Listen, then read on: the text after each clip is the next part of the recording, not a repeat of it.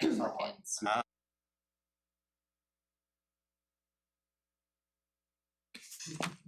like to welcome you to the April 6th meeting of the Town of Standish Planning Board. The meeting will now come to order.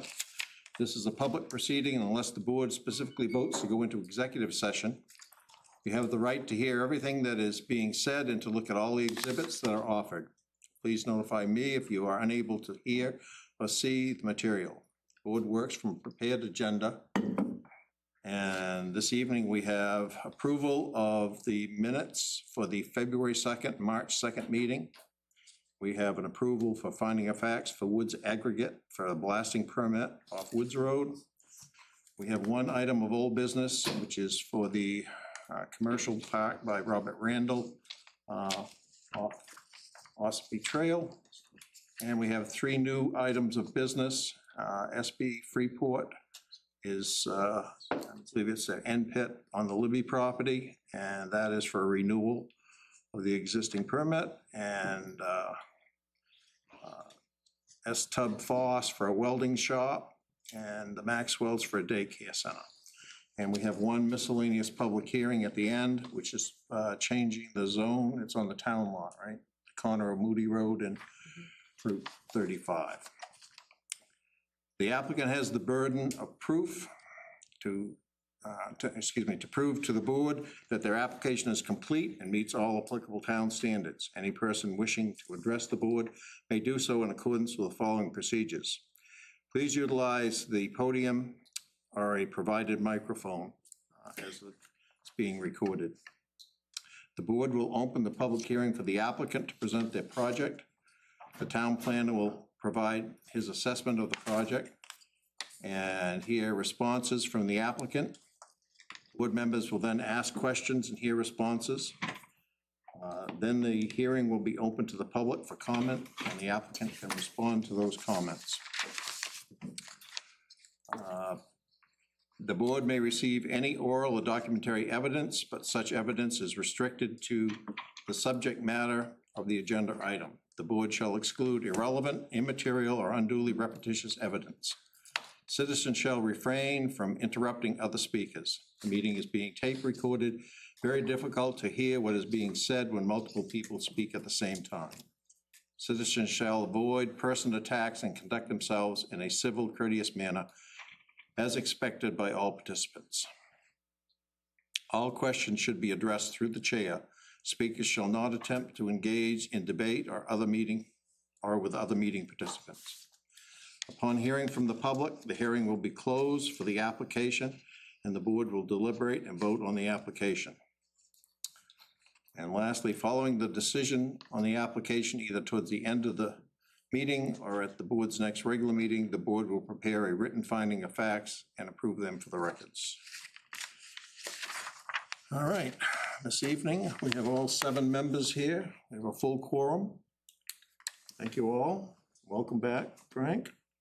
Thank you. And first item on the agenda is the approval of the minutes for February 2nd and March 2nd. I heard the chair has a couple changes or revisions he noted. Well, the only one that really stands out is on page 4 in the February 2nd, under the stormwater management site impact conditions. The first item says post-development runoff to a 24-inch culvert under Mosque Trail. I think that should be Ossipee Trail. And that's really the only one that I make a motion to... I have one, though. Okay, go for it. On the first page, under new business, the second bullet point, it reads concerns over project oversight and peer review. I don't think it was concerns. I think it was objections by me. Objections that there was a lack of third-party review. And that can go right to where there's the colon or the colon, and then the rest of it can stay the same.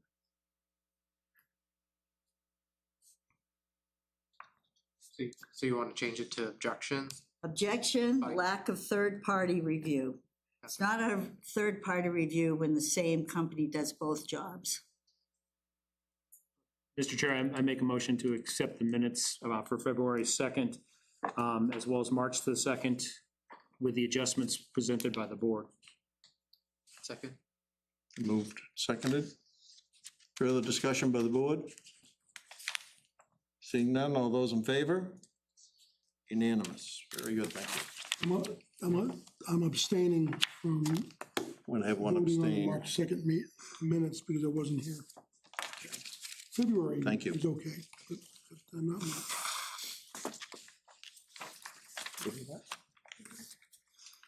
Okay, the next item on the agenda is the finding of facts for Wood Aggregate LLC. This is for their facility on Middle Road. And this is just a yearly renewal for the blasting permit.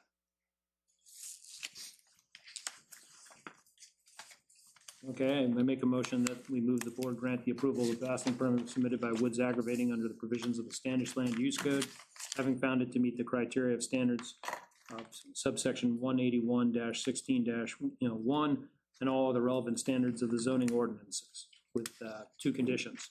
All blasting must be done in accordance with the performance standards and notice requirements of 181-16.1C and 181-16.1D. The approval will expire 365 days from the date of the approval as specified in 181-161.1B7. All conditions of the previous approvals for the gravel pit operating on the site are included in this approval and remain in effect. Okay, is there a second? I'll second it. Been moved and seconded to approve the finding of facts. Any further discussion by the board? Seeing none, all those in favor? Is you abstaining from that one as well? Yes, One abstained.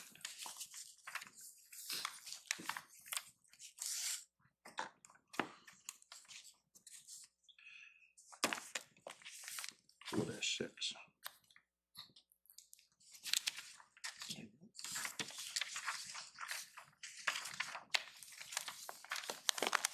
All right.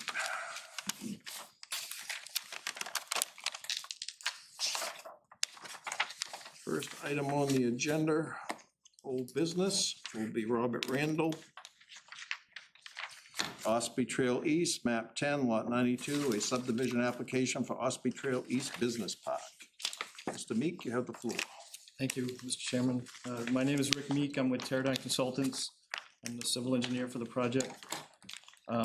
Since the last time you saw this, we've made a little bit of configuration change on the lots.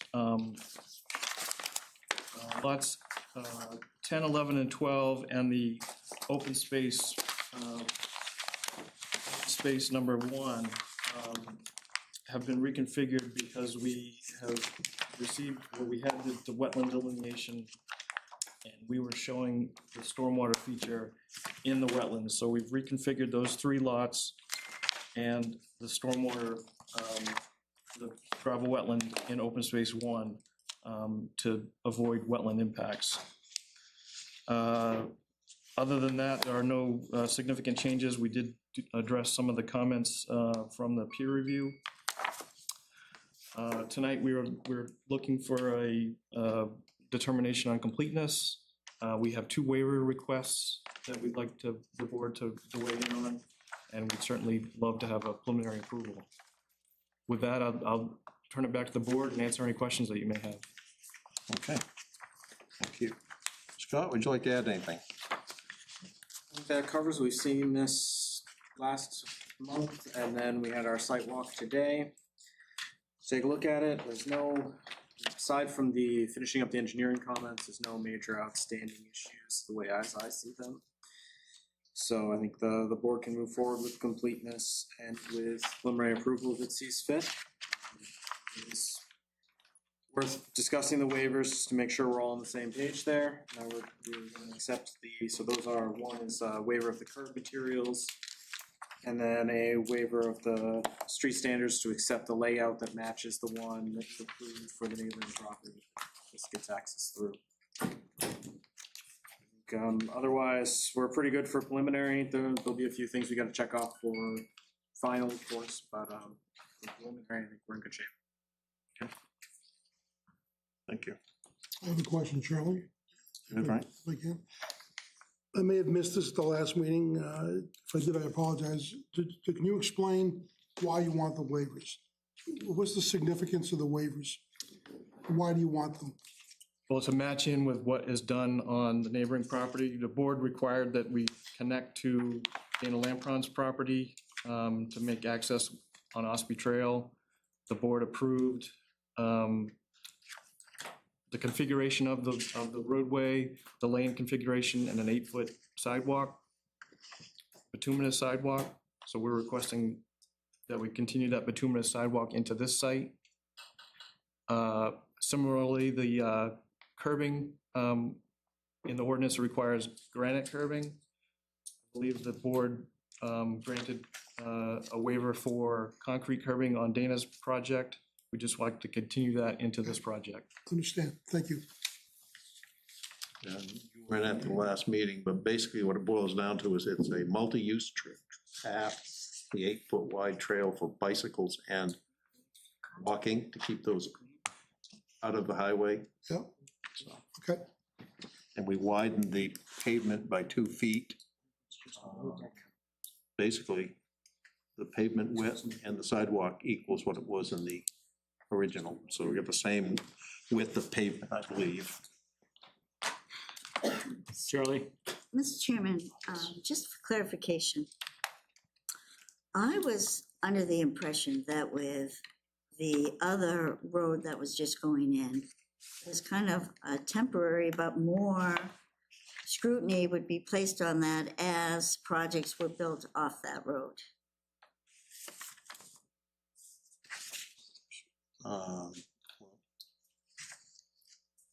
Trying to think back on, I thought it was that the scrutiny will be on the individual lots as they're developed. And we look at site plan review for each one.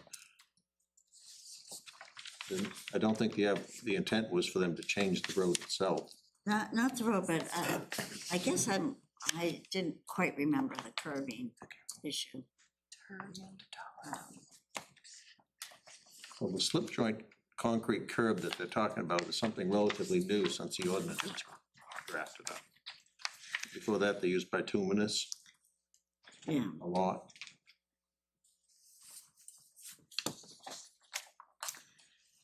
Aside from that, I'm looking at C2-1, that is the sitescape plan, site and streetscape plan. And I'm stuck on this, as you know, from the sidewalk. You know, this has been described by another board member as a potential new main street in the community that will tie in to a main street that already exists in the community. And when I travel, I'm thinking Falmouth, for example. Falmouth just updid their Route 1 corridor, right? So it's beautiful, they have sidewalks, they have lighting. But every single side street that connects with their downtown Route 1 corridor has a finished edge to it. It's a finished product. You don't have a wild kind of messy look in your downtown area. So, you know, we talked about how there's a wetland and we can't possibly protect it. Well, I'm looking at the wetland that was in front of Hannaford that somehow we managed to put a sidewalk in front of. I'm looking at the wetland that was in front of Dana's field before he put his road in, and somehow that was dealt with, whether properly or improperly. But, you know, now all of a sudden we have this project and I'm hearing, oh, we can't possibly address that wetland edge, number one, or with these detention ponds. We talked at the last meeting about making them be more of an attractive feature as you're driving down to that new road that will be a potential main street in the village. And when I look at these two pictures, there's nothing that it has curb appeal. And I see the buffer that's along the road, and the buffer makes me a little bit nervous too, because we have a red oak that has tons of acorns coming down. We have the eastern pines, 7 eastern pines that are along that. I don't think that would be a typical kind of planting that you'd have there before the sugar maple. And then, no offense to you, Rick, but we had, in our previous plans, decided that we wanted somebody of a landscape architecture or an architect to come in and help us manage some of these areas that will have such a significant impact on our future Main Street. I appreciate the street trees, I can appreciate the multi-use walk, but I'm really struggling with this whole front pond area, with these pictures, and with the really unkept, messy, disastrous look along the road. And I think we can do better, and I think we really need to demand more of a fix for that, for our community. And I'm sure you are capable of providing that, should you choose to. You want me to address that? If you would like to. Well, just for reference, the distance off Ospey Trail right of way to the corner where the pond is going is 150 feet. And that area is all wetland. So, and it may be an emergent wetland. I don't know what the classification of that wetland is, but you're asking us to, it sounds like you're asking us to impact that wetland to beautify it. But that goes against what the Department of Environmental Protection would say, that it has to be, there has to be a purpose for wetland impacts. Right, and I think that when you have probably a ditch that was created when 25 was put in, that there's ways to work with DEP to make that happen. As we've seen along Route 25 in other spots, there's lots of invasives there that could be cleaned out. There's more plantings that could be put in. I'm sure that there's a way to do that, and perhaps working with a landscape architect to help us, there would be a solution to that problem. I'm confident that that could happen. And maybe it's not apparent on this plan, but that frontage that remains there for Robert's property is about 80 feet wide. I'm sure that wetland, I don't have the delineation, but I'm sure that wetland extends onto the abutting property. So you're asking us to do something in an 80-foot strip when there's gonna be at least that much still remaining that we have no control over. This is kind of a joint project going in. No, this is a butter that is not really, not Dana and not Robert's property. It's the property to the west of that strip that connects to, The one that's right in front, yes. right. Well, the one that's right in front, all the way until this very end, their frontage isn't so bad. It's just at the very end here that it's a real mess. And like I said, I've seen in front of Hannaford's, they cleared all that when they put in the walkway. Dana just did it for a big part of his frontage I by don't know his if that was road. wetland. It very much was the same predicament. There was a big ditch there. Okay, a ditch, And- but we're not talking about a ditch, we're talking about wetlands, the regulated wetlands. I know. I know it doesn't look appealing to you, but it's a regulated resource. I get that, right. I do think that there is a way to improve it. There is a way to improve it. And there's a lot of invasives there that I'm sure DEP would be very happy to have pulled out of there. There's, all along that area, they have addressed it. And I'm sure if that a landscape architect would have a lot of ways to improve this whole appearance right here. Because we have this big path coming in, we'll have lots of people coming in, they have to somehow get onto Route 25. they're going to connect through Dana's property.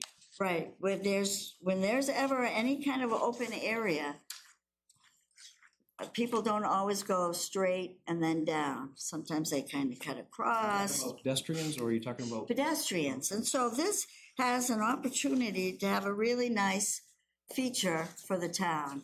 And these pictures look like they're pictures that you would put in behind great big buildings that nobody would ever really see.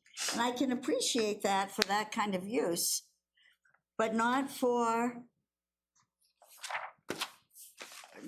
right along the corridor. And I look at what they've done in Falmouth along their Route 1 corridor. They don't have anything that looks like this. I just think we can do better. Personally, for me, I would like to see better for the town. And I know it can be done.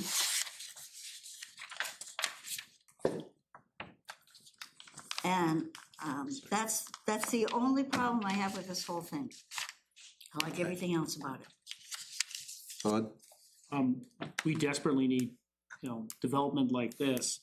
The fact is that we just walked this path, and the reality is that you're talking about abutter F, the abutter list is, none of the properties, the abutters that are in front of this business park have any of the setups that Carolyn is talking about. So just understand. Yes, they do. No. That's not a true statement. It's, Carolyn, there's not a sidewalk, there's not curbing, there's not any of the stuff you're talking about. And it's you're talking about a gravel structure, which, by the way, as it goes up the hill, we couldn't even see the traffic. We had to look left up to the hill to see the traffic. You can't see into the spot where you're talking about these. By the way, it's nice, lovely stock photos, but the fact is that unfortunately the stock photos have caused part of the problem is, but the other thing is it's an 80-foot wide path that has wetlands. Literally, we could see it, that we know because it was full of water as we drove by it. So just understand that, and it's not Main Street. I get it. You love the connectivity of Falmouth and all the rest of it, but it's going, it's going on another property, going up and going in. You're not anywhere near Main Street where this park is. It's way back of it, and the driving is. And if people are walking through that field, well, based on the 2 ticks I just took off my legs earlier today, I wish them all the best of luck. But it's nice, but hopefully it's going to be developed. But I think our expectation shouldn't be on the fact of limiting the fact of business growth in this town. And also the fact that, most of those businesses on Route 1, that's the Main Street. But this is off. This is not right next door to it. It's off, and that gravel pit is going to be way past, visibility. I think you're chasing something. When I go to the dentist right nearby, it's all manicured when I drive in. When I look at where, right across the street from Dunkin' Donuts, that is manicured. When I look up the street near what used to be the physical therapy, it's manicured. So when you tell me that can't be done. No, I'm saying, Carolyn, the fact is that when you're talking about being done, is that in C21, they're talking about doing the road that they're actually responsible for, the lot numbers there. We can't make a butter F or a butter E improve their property because it just so happens to be in front of these other properties. I'm not asking for that, Todd. Is the bigger question, the fact is you've got about from the edge of the pavement into the boundary line, the right-of-way line, 30 some odd feet. So that's out in the town or state property. Does the applicant even have the right to go out in there and do those? We usually cover that by an impact fee, I believe. We're part of putting sidewalks in on, like we did at the Napa project, they put a sidewalk in. I have to Most of pull the that's plan on their up property. to find, well, a lot of it's in the sort of disputed, the town recognizes a wider right of way than the state does for that road. So I'd have to pull up the plan to see exactly where it is, but it would certainly need to be done with state approval if we're doing any changes to the state road. And I'm just talking about this area here.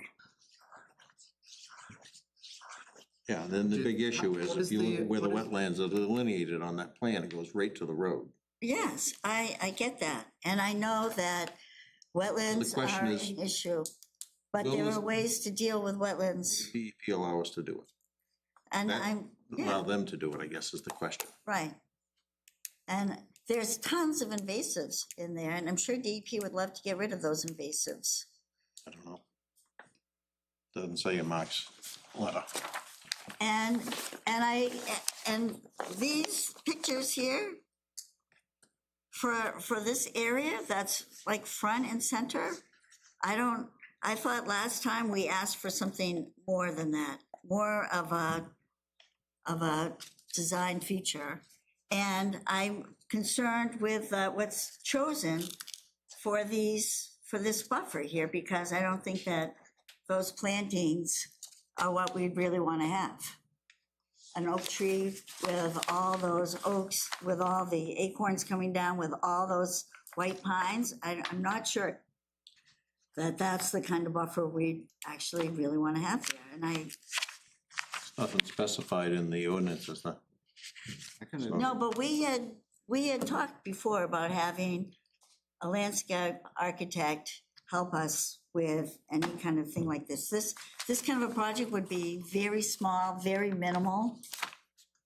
Probably by the time that you put all this together, they could have. Did an LA do Put all this, or that this is together. something you No. prepared?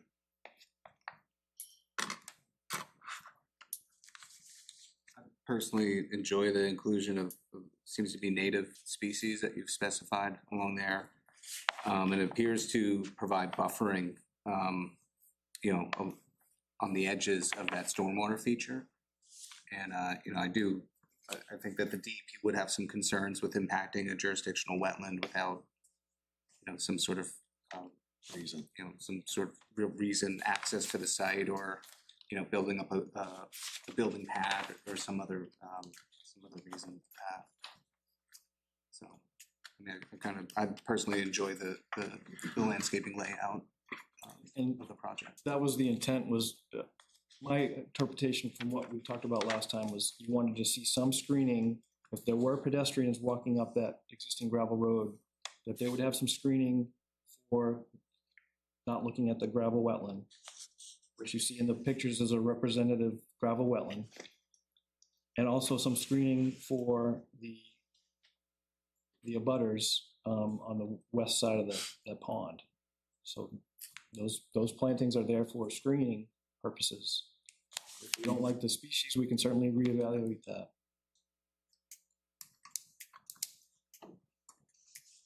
You can't have the tree plantings on the pond anyways, you can't have the roots, No, so they gotta go on the outside. right, but this is where I get so frustrated. You go to different communities and you see these things all the time, and they have really nice plants planted all around them. They might have the really tall grasses that not only help with the moisture, but also have a visual appeal. And routinely, Standish does not require a visual appeal. We accept the minimum for every single thing, and that's what we get. And we have this project going in that has a new road going in that, as Andrew said, could be our new center, village center. But yet, instead of having a pretty kind of garden appeal to it with some attractive plants, I get the buffering, but that's what we have.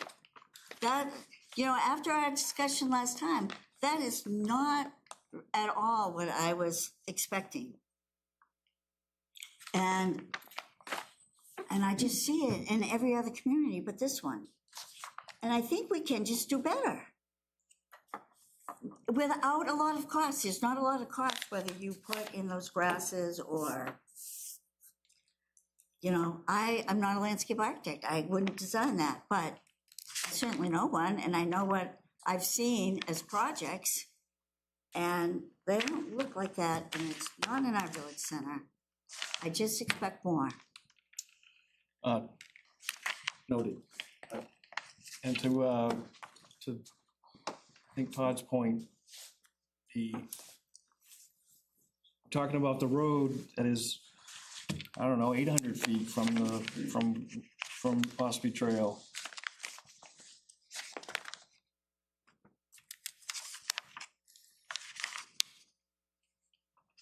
I'm talking along. 600, 700 feet from Ospey Trail, and that,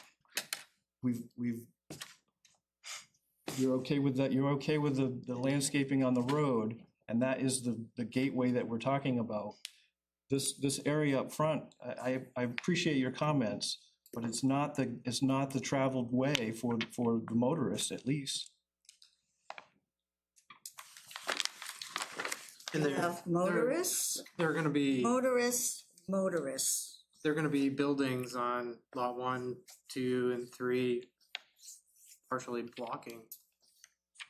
You saw from the sidewalk, we were standing on the road and you couldn't even see. Right, but I'm saying there's gonna be things blocking from the street view on the new road. There's Correct. gonna be, yeah. So, I don't have any problems with how it's laid out. I mean, I'm not a tree or shrub expert myself, so I couldn't tell you what to put there. It's not my wheelhouse. So if they're native and they are approved by somebody that does know what they're talking about, then Are all your trees native? I believe so, yes. I can double check. I think there's a list in the medium intensity soils map, annual. Native trees to these soils. So you can pick native trees. And, you know, that's all well and good, but native trees, there's a whole variety, right? And they all have a different, some have different habits, some have different colors, some have different, you know? So it's the reason that we said in other projects, we wanted to have a landscape architect so as we could have something with more visual appeal. Sorry, but And- Carolyn, I said we were talking about residential multi-unit housing projects that could look And very. streetscapes. Yes, I understand, but just understand, this is a business park, so we have to also have the understanding that the businesses are going to be there, but they've provided certain things, but the difference is, we're not going to go and say, sorry, you didn't pick the right tree for a business park. This is kind of like the ultimate in kind of situation where, you know, I get it. But a lot of our landscaping and a lot of our concerns about sidewalks and things like that, we're all residential in nature. And they have provided some type of landscaping. But to the point that we've discussed, like when we're doing the sidewalk today, it may be a gateway to someplace, but right now it's a gateway just to a field. And just understand, Carolyn, I think you're chasing something where you want to pick certain grasses or things like that. It's still going to end up being something that the DEP is going to control, not us. And I don't think for 80 feet, the DEP is going to go so far out of their way for 80 feet along a small subsection that has a gravel path that is not structured for the fact of like cars or, you know, people driving up. So you said something interesting there, Todd. I say lots of things, Carolyn. I would Right. just hopefully move this along. Yeah, I would like to, believe me. Why don't But- we just make it a condition of approval if they have it looked at? Yeah, It's that simple. yeah, I'm all for that. That- Certainly, yes, and I'll just add that, and I know you're aware of this, that each one of these lots will have to come back before the planning board for the site plan approval process for the landscaping on those individual lots. This isn't on an individual lot, so if we don't get this now, we don't get it at all, right? Agreed. Yeah, so this is what I'm concerned about. That's it. That's it. But as a planning board, you look futuristically, not just at this project, you look futuristically. How is this impacting everything that's coming next? Right? Isn't that what we're supposed to be doing? Are I you would- worried about open space number 1, where the future road is gonna go up to? Because we don't have anything around that, because that's another retention area. I just, everybody else has done it, Yeah. except we get, Well, Have just the two if trees. you wanna get this right, Carolyn, you gotta talk about that one too, cause, you know, in 3 years, there could be a road going up there to connect to the Five Brothers.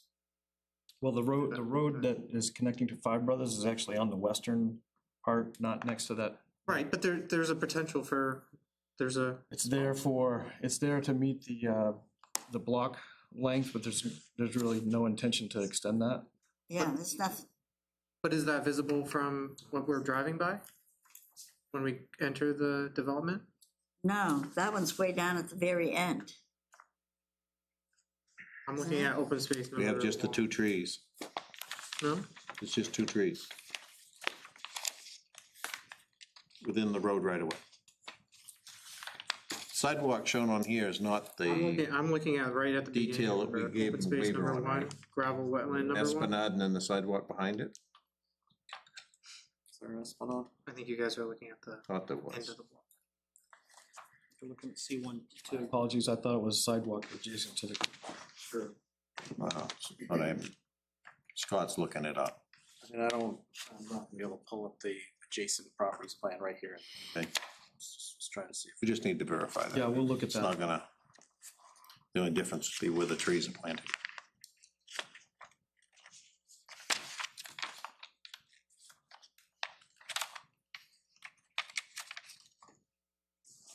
Yeah, you just had that one little area reviewed by a landscape architect with a plan coming up, I would be happy. We don't care about the other one. The other Right. part, they have street trees and they're going to have their lots come in with their developments. I don't understand why we don't care about the other one. I'm not sure. we- It's strange to me, because there's 2, right? There's open Yes, space number 1, gravel wetland, and it's right when you drive in, the very top left of C2.1, Oh, yeah, okay. yeah, there's nothing right there. Except for the 2 trees that are on the road. So, You can't have any on the end because the access road's there and you gotta have a place to plow snow. So that's stuff. I'm just playing into what she wants. She wants this to be all perfect, and we're not even talking about the one that you drive right by when you drive in. Is the applicant agreeable to have a landscape architect look at this? Yeah. Okay. So a condition of approval is the landscape architect will look at it. Thank you. When we move that to the back, yeah. But I think you make a good point, Andrew, that that would be pertinent too. I think that makes more of a statement than this one that's gonna be behind the buildings. That one's not gonna be behind the building at all. This is gonna be more You're talking about visible open than, space Right up 1 and against 2? the- 1 and 2. this will be a lot more visible than you think Prior to fire. when it's done. And then we look at the open space 1 and 2 prior to final. Understood. All right. Anything else from the board?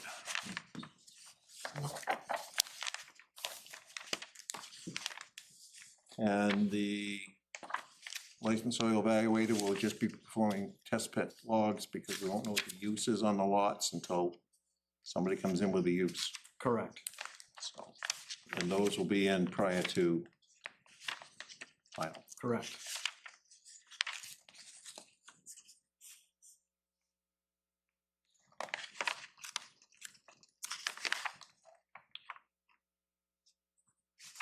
And Steve has located the stream? Something, I will have to verify that. I read something in there that he was going to do that. Yes, and he hasn't done it yet, so, and if that affects, if the stream is, 5-10 feet off, then we'll have to adjust the lots to make sure that we have that 75-foot setback.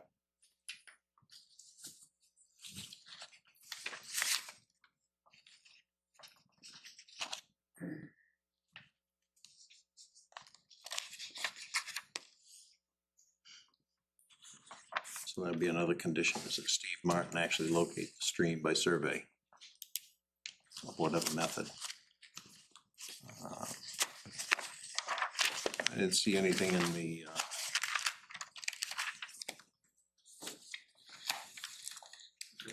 stuff. Bless you.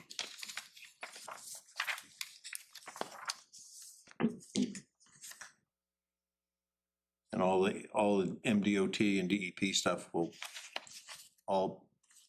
need all that prior to any final approval.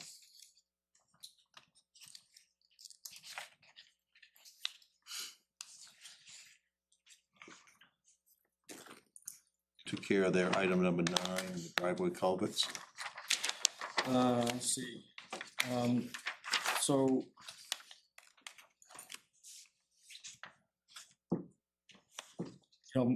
Our intent is that the road is somewhat at the high point, and we're proposing that each lot ties into the drainage system, so a driveway culvert is not Not be an issue. gonna be an issue. Okay.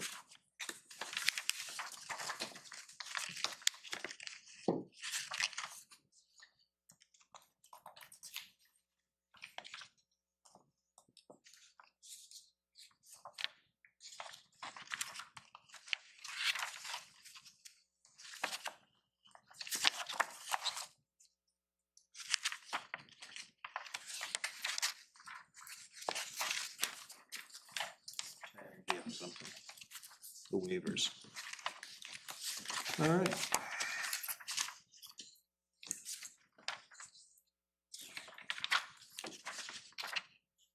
So we're looking for preliminary approval if we can. So the applicant has provided amended subdivision plans, this application, deed, stormwater report, which third party continues to review or is pretty well done. We'll, when we come to final, we'll make sure all the comments have been addressed. Yep. Traffic statement, whether it needs a movement permit or not, we'll know that once DOT makes a decision, right? Yes. And connectivity master plans, the first sheet on the set this time, so we have that. Shows the, where the 2 stubs from the Five Brothers project, Woodland subdivision ties in, if it ever does. And also shows the stub right up to, I can't read the people, but it's a lot that's on Bonnie Eagle Road. Eleanor and Tarbox, Lewis Tarbox maybe? Does that sound right? Eleanor and Lois Dudek. Dudek, okay, I couldn't read. So we have connectivity to those lots and through Dana's lot. All right. Financial capacity, we have a letter from the bank saying they're willing to work with Mr. Randall. And the soil survey we have is a medium intensity soil service from Cumberland County Soil and Water Conservation. That is tab 3, I think. Maybe tab 2. It's tab 2. It's a general description of the soils. Most of them are tills.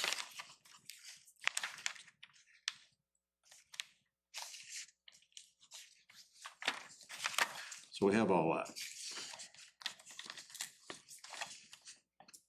So we'll definitely need the test pits prior to final. That would have to be a condition of this approval.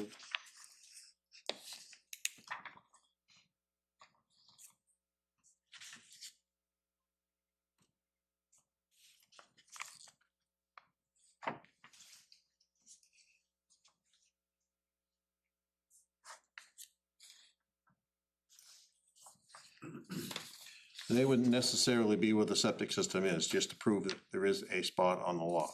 Yeah, I believe we have to do 2 per lot to show the viability.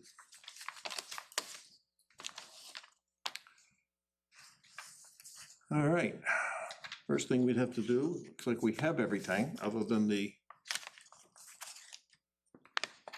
soil test pits. Steve locating the stream. LA, look at the open space. Note on the right-of-way monuments prior to town accepting the road.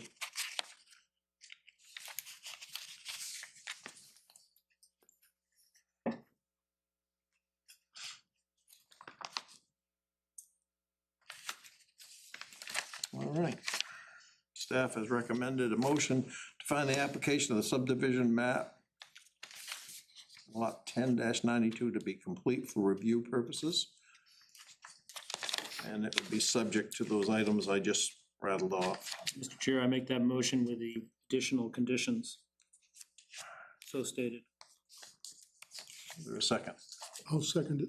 Moved and seconded to find the application of subdivision map lot 1092A to be complete for review. Any further discussion by the board? Did you have something?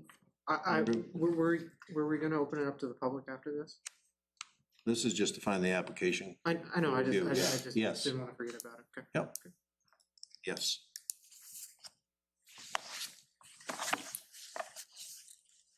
Seeing none, all those in favor? Unanimous, okay.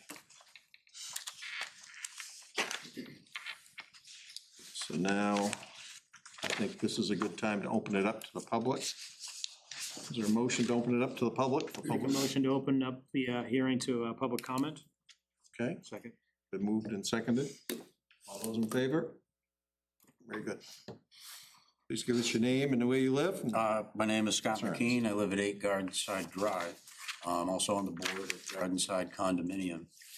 Our concern on this is drainage. Now, I talked with Rick, and he says it won't add any drainage to it. We have no margin for error. Right now, if you look at Hannaford Brothers, the wetland before that, and you look at this wetland up here, it all drains in through our garden side. We have a blueberry lane. The stuff from this wetlands goes down Route 25. It crosses, it goes behind Orchard Street and Sunflower Lane, and it comes down right through the middle of us. From Hannaford Brothers, they go down through the bank, and it comes back down. It goes behind Garden Side, it crosses Garden Side and goes to the other side of Blueberry Lane. So we've got enough water. My joke is we're gonna change our name from Garden Side to River Run. When it rains, it pours through there. We have a stream, and I've looked at the maps, and I don't know why they did this, but when it goes down Rose Lane, it doesn't go to the left side of Rose Lane. It crosses behind the condominiums and goes behind them. So we have an open brook that's constantly going there. So we really have no margin for error. We've added French drains. We have drainage issues on a lot of these. We've had septic issues. And I just want to make sure that the board understands that we have a problem. And what kind of recourse do we have if this does add water to it? I would think if you're putting roads and lands and starting to drain this stuff in there, that we're going to see more water there. So my question is, what kind of recourse do we have? I don't know. Is this something that has been studied? Have you looked at it? Each project that comes before the board has to do a stormwater study. And has They that, have done one, and third party is in the process of reviewing it. So- The best thing is to go through Scott, and whether he can put you in charge, you can see the results. It's public Okay. information. but do you understand my problem? Yeah. Okay. And I will get a hold of you, Scott, and get that information from you. Thank you. Anybody else like to speak? Seeing none, is there a motion to close the public hearing? Make a motion to close the public hearing. I'll second it. Been moved and seconded to close the public hearing. Further discussion by the board? Seeing none, all those in favor? Unanimous. Charlie, just one question. Yes.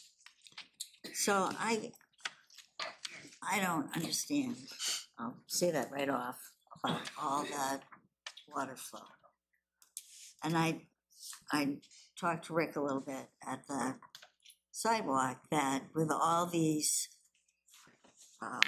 buffers that we put in, it keeps the rate of flow the same, right? Correct. So the requirement is to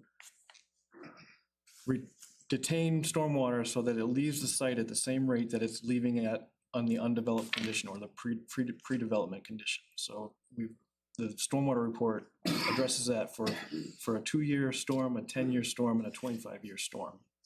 So in those events, the proposed gravel wetland will detain the water and release it at a rate that's less than or equal to what's going there now. It has nothing to do with quantity, just rate. Correct. So you were the concern of the gentleman there.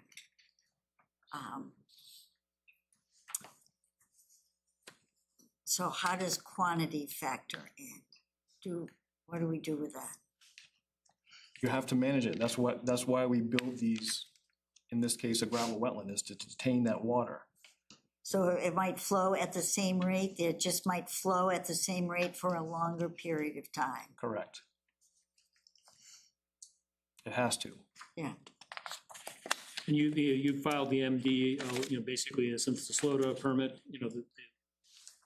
basically, Goral and Palmer talked about the fact of filing the permit with the MDEP about the stormwater.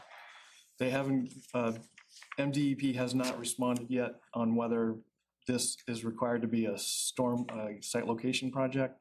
However, we still, because of the amount of development and what is going to be in the future, we still use this Chapter 500 stormwater law to develop the stormwater plans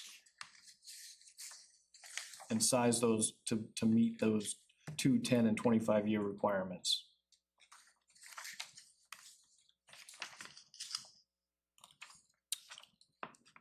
I mean, beyond that would require the ordinance, the town ordinance, to say that it had to be detained for whatever period of time and released.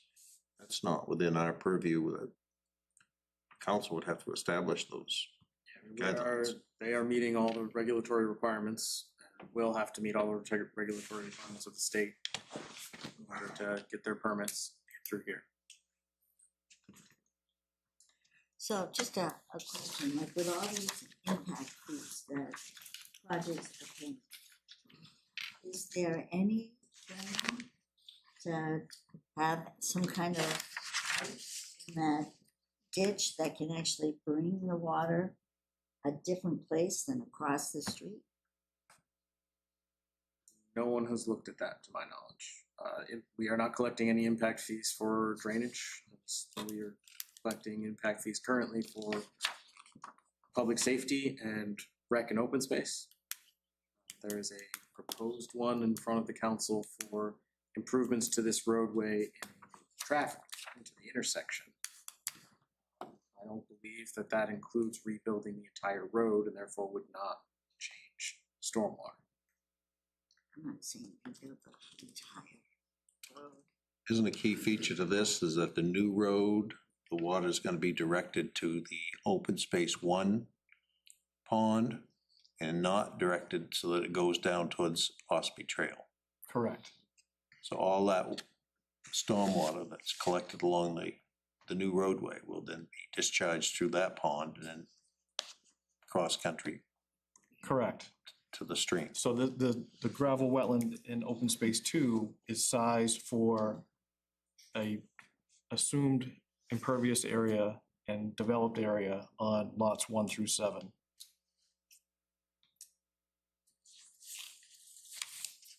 It's just a natural slope of the property. Pretty much, yes.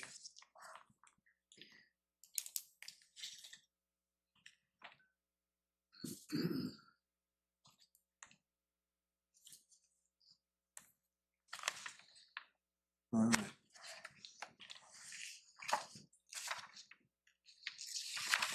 Okay.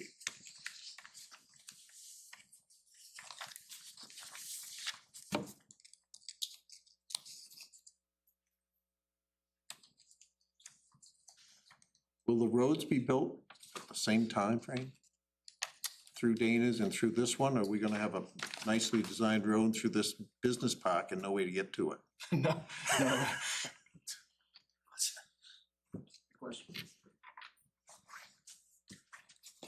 My question is, how is the road construction gonna happen? Now, you're gonna go in, I wouldn't wanna see this lovely road be all built and the other road's not in place to get access to this. Dana's Road's going in Dana's, first. it is going in first. Yep, it's going in shortly. Okay, Yep, we're getting pretty close to, all right, that was the key. yep, no, that one's going in first, hopefully soon. All right. And you'll follow after that. Yep. Very good.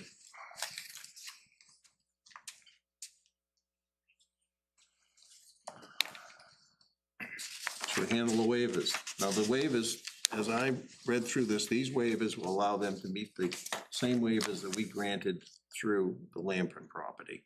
So the road matches as it goes through in generality. I was able to confirm there is no esplanade on Dana's Okay. property. So it's the Matches this. perfect. So the applicant is requesting a waiver of section 181-7.1E, 3G of the Town Avenue Street Standards. The applicant proposes bituminous sidewalk in lieu of brick pavers or concrete sidewalk. And then the second waiver, which I think we could handle both these at the same time, but I'll leave it up to the board, is the request for a waiver in section 181-7.1E3G of the Town Avenue Street Standards. The applicant proposed to use slip form concrete curb in lieu of the granite curbing.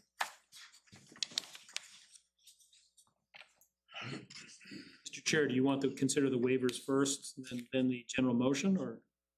What is I think we need to establish the waivers first so we can Right. move forward. Okay. You were looking for a motion, I assume? A motion and then discussion, yes. Okay. I make a motion to grant the waivers as stated by the chair and as listed. A second. Moved and seconded to approve the waivers. Discussion by the board. Question, Carolyn? I'm just thinking, for the road commissioner, or whatever, like, are they okay with this busy street, just having not the granite curbing as far as maintenance long-term?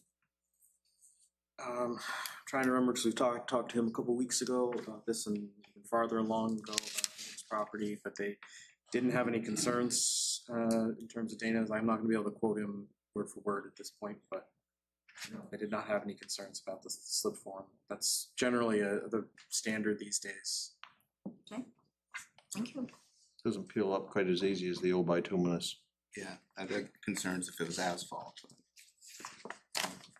Yep. You know, would wanna see this match in with Dana's Road, and that's what the applicants presented.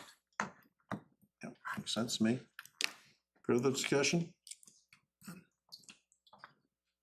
Seeing none, all those in favor? Unanimous. The waivers have been granted. Okay. I'll just go down through staff's report. Pollution, coal will not generate any pollution as proposed that are not uses tied to these lots at this time. Test pits will be required for each lot prior to the final approval. Sufficient water, post subdivision will connect to the water district. Got a letter to serve, and they won't give it to you until you have uses. They won't Is that give gonna it, work? they won't, yeah, they won't give the ability to serve letters for just the main. They'll give it on each site plan. Yeah, if you go to the next point, I have a thing here. We're gonna need a letter from them approving the main design. I had that down, underlined. All right. Follow-up question. So will they allow all of the stubs to go in with the road construction? Not, I did get that comment back from them. We're gonna have to remove those Okay, services until a site plan comes in. So, it's unfortunate you have to cut it into the road for correct, every new lot that's tying in. correct. So only the base pavement wants to go down until all those stubs are in there. We should need to check out Public Works on that.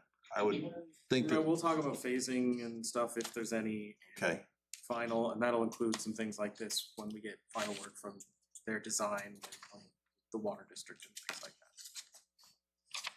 we'll lay all that out in more detail as we get to final, when we've got all the information in hand. Okay. 4, erosion, the applicant has submitted a detailed erosion control plan. 5, traffic volume. We're gonna talk about the, sewage disposal, test pits will be required. We'll only get test pits at this time until we know what the use is. Then the applicants will have to provide us with the designs. Solid waste, this is a commercial, so these will be contract haulers. So this won't even go to our transfer Yeah, station, I believe. A dump sticker for business, They do issue those? I don't think so. No, I don't think so either. Aesthetics, cultural, natural value subdivision will not have any undue adverse effect on the scenic beauty, natural resource, or historic resource of the town.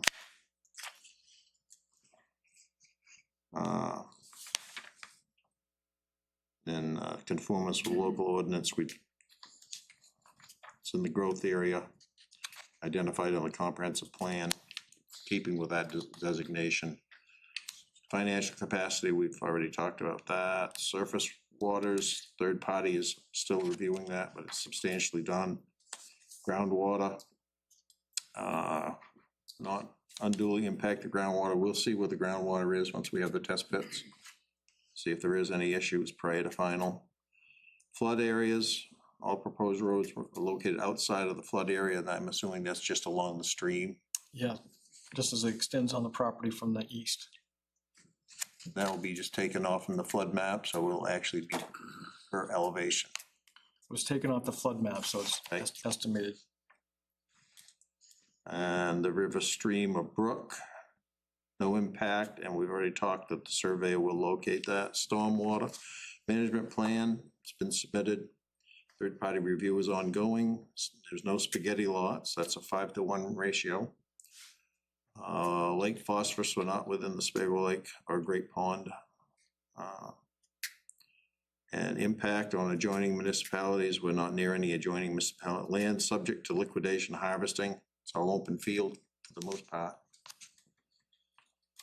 So that is the state law criteria for Title 30. Then we have the performance guarantee that'll happen prior to final once we know what all the numbers are. Conformance with comprehensive plan, it's in the growth area, as I've mentioned. It's in keeping with the requirements. Preservation of natural historic features. They're gonna avoid impact on the Little River. No known historic resources on the site. Land not suitable for development. We have buildable areas on each of the lots. The wetlands have been defined. By Mark Hampton, we have a letter from him now. Did he check on vernal pools? No, he's doing that this, Hogs are out. yeah, this available period. So we'll have that prior to final as well.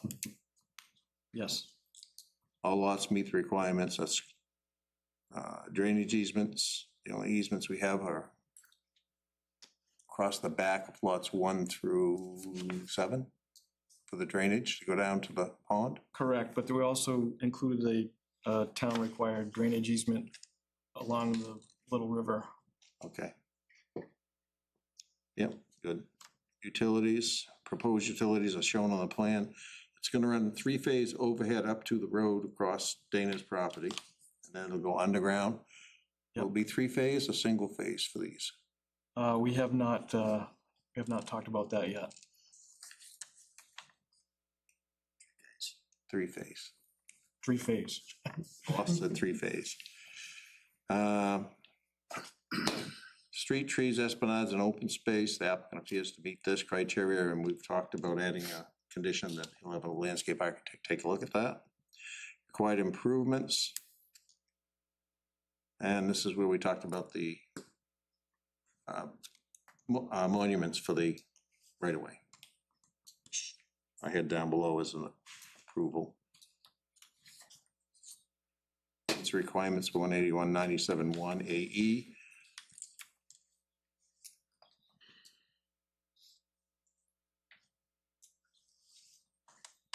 That's all I had. We have a recommended motion. We've covered all that stuff above. The recommended motion is moved that the planning board grant preliminary approval under the provisions of the Standish Land Use Code, Osby Trail East Business Park, subdivision of parcel map plot 10-92A as submitted by Teradyne Consultants on behalf of Robert Randall, having found it to meet the review criteria of Chapter 181, Part 3 subdivision regulations, all other relevant standards of the local ordinance and requirements of Title 30A, Chapter 187, subsection 4404 of the Maine State Statutes for subdivision review with the following conditions. And final approval must be granted prior to the sale of lots, units, or the issuance of any permits. Prior to the final approval, the following items must be submitted. Non-exhaustive waiver of the curb materials, we've granted that. Those first two Yeah. with the waivers, so you just took care of those. That one. Those first two come right off. The performance guarantee will be determined by the financer and draft associated documents, association documents submitted for review by the town attorney. And that'll be primarily stormwater, right? Assuming the town's taken over, but the streets are taken over. DEP permits, DOT, communications, lot right-of-way monuments, be set per our 181, 84A8, prior to town acceptance. Have a landscape architect look at the open space on lots 1 and 2 prior to final. Steve Martin or another surveyor locate the stream and have soil test pits for each lot. Having read that, I'll make that motion. I'll second it. Did you mention anything about the landscape architect? Yeah, that was a condition of approval. Landscape architect to look at the open space Thank on you, sorry, I missed that. 1 and 2 prior to the final approval. Locate the stream. What was the last COA? Soil test pits for each lot be provided.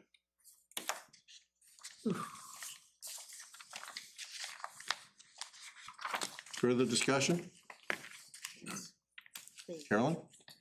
So I just want to call attention to the aesthetic, cultural, and values. I think we tend to skip over that, and that's why I'm stressing the landscape architecture. It's not to just look at it, with the intent to say, oh yeah, that's a retaining pond, but aesthetics matter.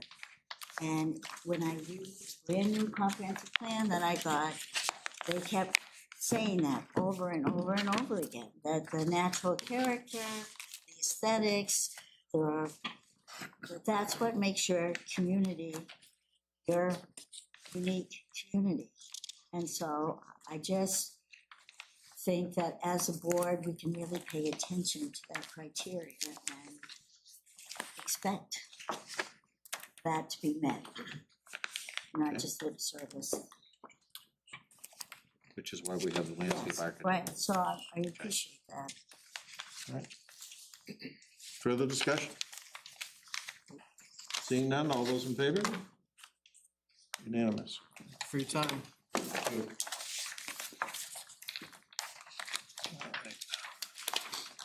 Put this stuff to bed here.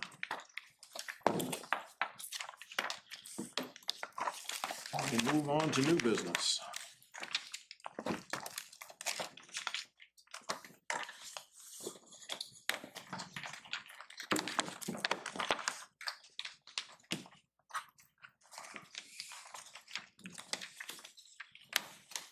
First item of new business, SB Freeport Inc., 1017 Chadbourne Road, map 20, lot 58-257-5 year, 58-2/57 for a 5-year gravel pit renewal without any changes. Lee, Danny, anybody want to say anything?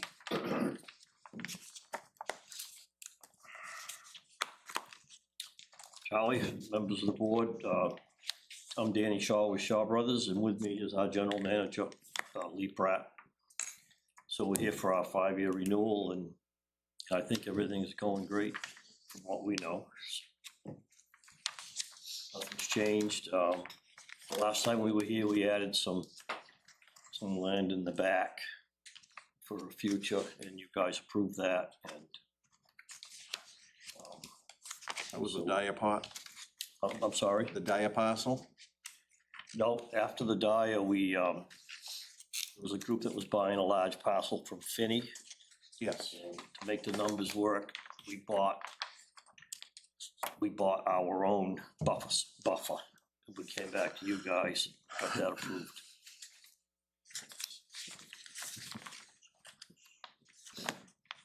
Thank you. Scott, would you like to add anything?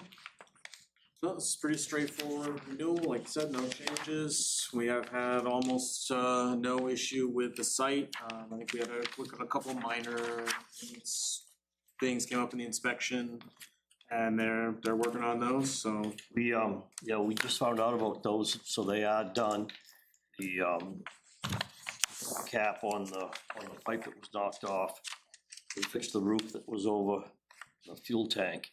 There's a gap that you mentioned way down on the back. If I try to get to it now, right now there is no erosion that's left, and there's none that's gonna. It's only maybe 10 feet wide, so it's one bucket of erosion control. Just as soon as the ground hardens up, we'll dump that bucket. This is on that south side, next, adjoining the stream setback. Yeah, it's around the corner, so it's in that south back corner. Nothing's ever gone in. We have a berm, and the berm, for some reason, there's a gap in it.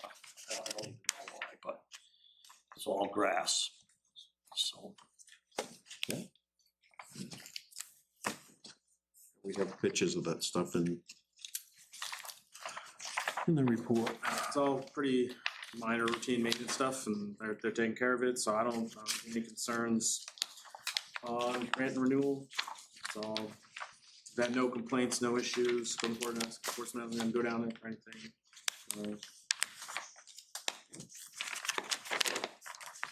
Pretty straightforward.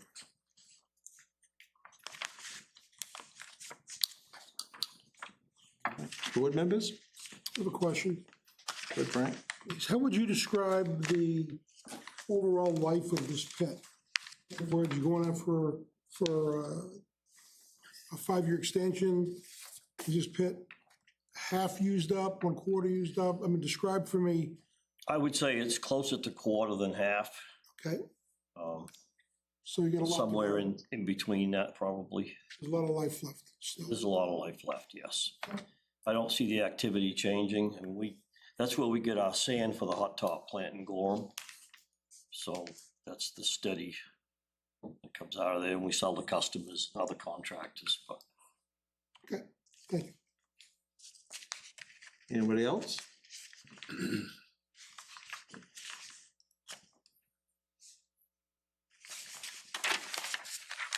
There's nothing else on the board. I'll make a motion to open it to public comment.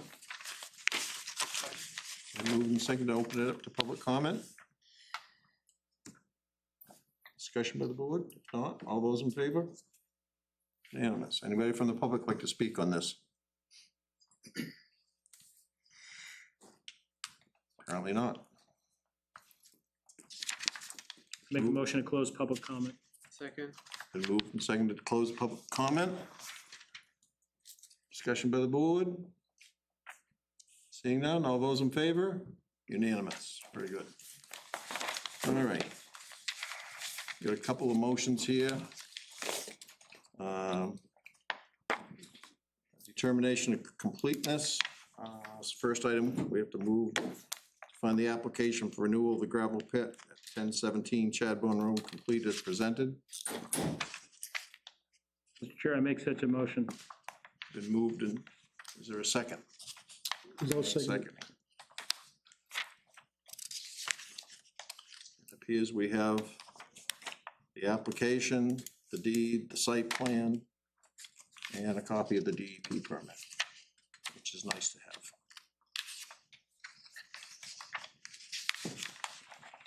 All right. Further discussion by the board? Seeing none, all those in favor? Unanimous. And then site plan criteria. There's no changes, so there's really no reason to read down through all this stuff. It's just a straight renewal. And staff recommendation is to move that the board grant approval under the provisions of the Standish Land Use Code for the gravel pit renewal site plan application submitted by Shaw Brothers Construction, Inc. for the property at 1017 Chadbourne Road in Standish, having found it to meet the site plan review criteria of subsection 181-73, performance standards of subsection 181-16, and all other relevant standards of the zoning ordinance with the following conditions. And they are that all work shall be in conformance with the materials and plans submitted. 2, all conditions of the previous approval are included in this approval and remain in effect. 3, the approval shall expire on June 30th, 2031 unless renewed by this board. That would be if they had changes. This approval is dependent upon and limited to the proposal and plans contained in the application, supporting documents submitted and affirmed by the applicant and the applicant's agent, either orally or in writing, and that any variations from the plans, proposals, and supporting documents are subject to review and approval by the planning board, except for minor changes which the code enforcement officer may approve. And if needed, pending applicant's report, the monitoring well, fueling station, and the sediment barriers shall be repaired as noted. So the only thing they have left is to fill the gap in the, and he's indicated he's gonna do that. That'll show up on the next inspection anyways. Mr. Chair, I make such a motion with the conditions. Is there a second? Second. Sean. Moved and seconded to approve the extension. Further discussion by the board? Seeing none, all those in favor? Unanimous. Very good.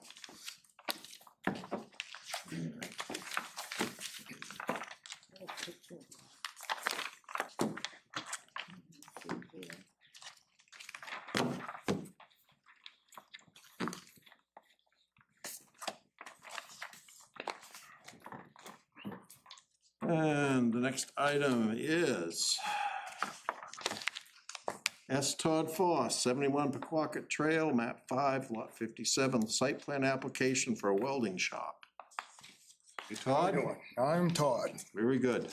Enlighten us. I'm sorry. Enlighten us.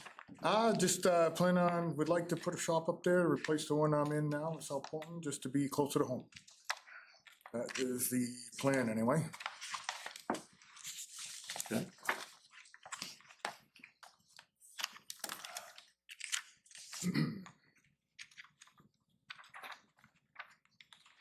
I notice we have various different square footages.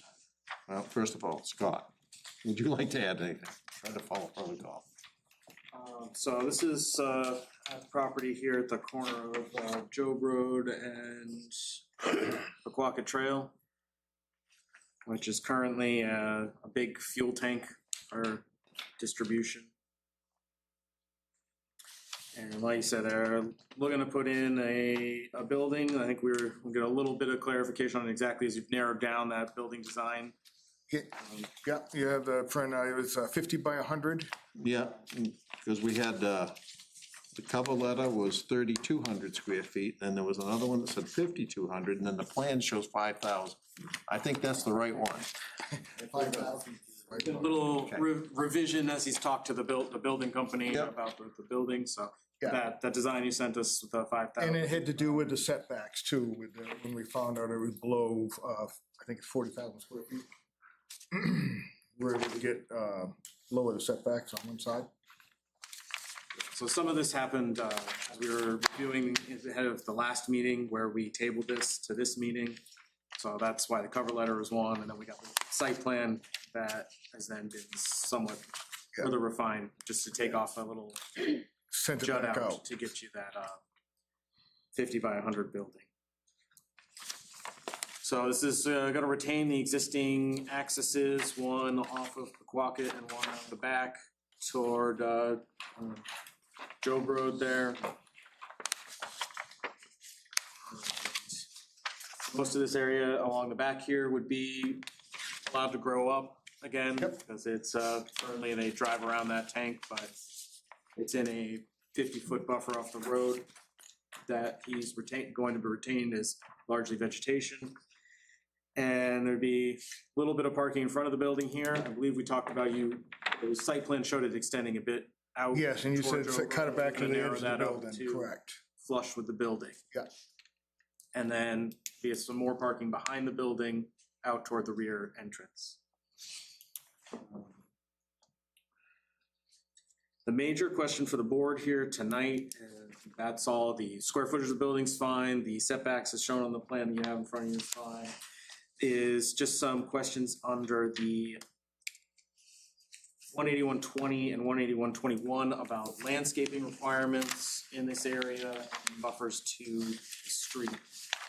So the parking and landscaping design of 18120 requires a buffer around the parking areas specifically, where you have a series of trees between it and neighboring property lines. And then the buffer area to streets is focused on the arterial street frontage, so would be the frontage right along the larger road here. And that also requires some amount of trees. Given that this is a previously developed site, the board has a lot of leeway on what you accept in terms of meeting the requirements to the best of the ability.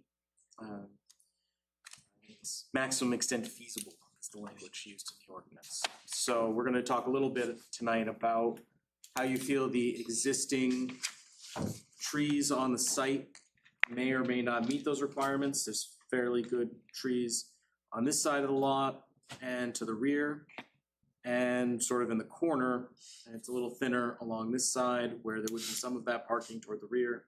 And then whether the larger trees in the front, I would say those ones meet the requirements of the ordinance, which wants trees, not shrubs. But the board can talk about that here tonight, because there is that bit of parking that's sort of in that buffer zone that we retained from the existing conditions. Otherwise, I think we're in pretty good shape with what's proposed. The use is allowed, the building meets all the setback requirements. We don't have a septic design at this time, but I think a lot of times on site plan, we condition that on approval of the code enforcement officer, who is our local plumbing inspector, has more expertise in that than us. So I think we're comfortable, as long as you're comfortable with that, I'm comfortable with leaving that as a condition of approval. And otherwise, I think that's everything. Board members? Question? Describe for a minute what kind of welding goes on? Mostly I do structural miscellaneous steel for buildings and whatnot. Probably half my time is in the shop, half the time's out in the field. Okay. So, I mean, do railing, stairs, structural beams, stuff like that. Okay.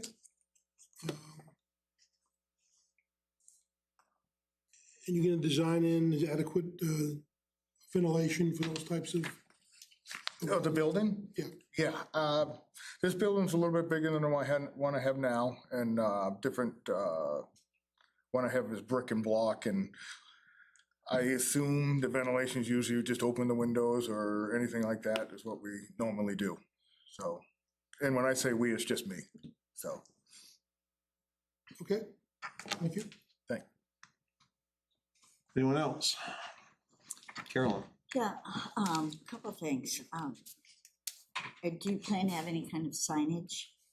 I'm sorry, I don't plan on having any signage, no. Okay. The other thing, I'm not familiar with the buffering that's there. I know in the past we've said, oh, we can just use the buffering that's there, and I immediately think of the storage facility. And I think that was a big mistake by accepting the buffering that's there and not requiring some, because there's not. a lot of buffering there, even though at the You beginning go it down sounded. Ospey North, Yeah. Ospey West, Yes. that facility. Right. So I'm not knowing what's there. Pictures are deceiving. I'm not sure what to say about the buffering. Can you go to the street view, Scott? The street view is still deceptive. We went with the street view I know, but before. And, I drive by it every day, so I feel like this would be an improvement over what's there now. Which is usually a not a trailer, a propane truck sitting there with another car, and it's all fenced in. Are you keeping the fence? Are you gonna take the fence down probably? No, I'd like to leave the fence there. Fence, okay. Yep. Here's the street view. Is a summertime view. I think some of this is a little thinner in the winter, but that's the nature of most trees. It's a corner lot, so it's really hard to hide. All sides. So that's the corner that you were saying. that Yeah, there so this are is trees, from and then it's Pickpocket Tree. going So this down. is, yeah, the frontage with the largest trees. Let's see. Yep. So the corner has a couple larger trees. And then there's a couple larger back toward the rear entrance, but then this is the thinner section. And I think about where this pole is would be the part where you could see the parking area from. Because this area would be the building. And CMP will cut down anything you plant near there. The CMP of the town, if the fence is on the right-of-way line, they Town want did to cut it the other back, side of the road recently. whoever they hire. Okay. Do you have any idea, Todd, where the water table is out there? I do not. I know it's, there's gullies all the way around it, and then the one out in the back's a little lower. It doesn't seem to be wet or anything like that, but we just had to melt off, so. Besides mud. I'm just concerned on your request for your topo. And, With regards, or the topography of the site, yeah, with regards to the soil test pit, because where your seasonal high water table is, the bottom of your bed has a certain separation. Yeah. And then the bed goes above that. correct. And whether you would have a septic tank with a pump in it, or whether you want gravity so you don't have to maintain the pump, would affect the elevation of the Correct. floor of the building. Correct. And you may need to have some fill in there if you want to maintain free flow to the septic system without a pump. Correct. And I'm up for a pump. I'm used to those, but. You okay with that? Yeah. So there's not an issue then? No. Other than, I would assume that you're gonna try to get it in that area between Job Road and the building? Yes. Yes. That would be, Then- that would then be it's the not easiest under any spot. plowed area, so you don't have to worry about freezing. Correct. There'd be no, no driveway or anything on that side. Which then would allow you to have grass on it, but not trees. Yep.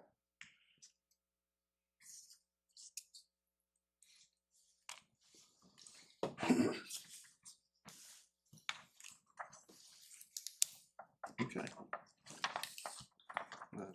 Hours of operation. You have an hours of operation out there, standard?